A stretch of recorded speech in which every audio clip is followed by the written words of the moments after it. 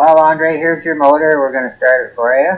Just tickling it now, and it should take like one kick to get it going. We'll see here if it comes in or not. Oh, there it goes. And it's idling pretty good. And we're going to video the nice five-car ignition here, show you that it's a good item to have on your bike.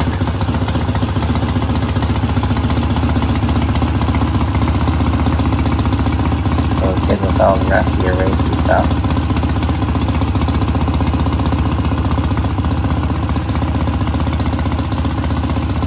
I don't know how long you had your motor running for before, but it seems to be running pretty good now. And I'll show you the oil pressure.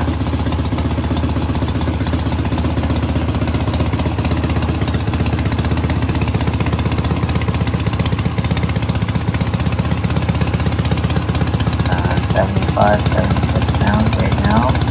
You're revving it a little higher. And then we're going to give a little rev again and show you your primary side.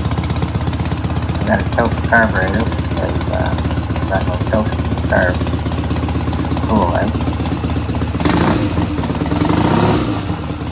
There's your primary spinning around. The motor seems to sound about as good as your bike looks, or better.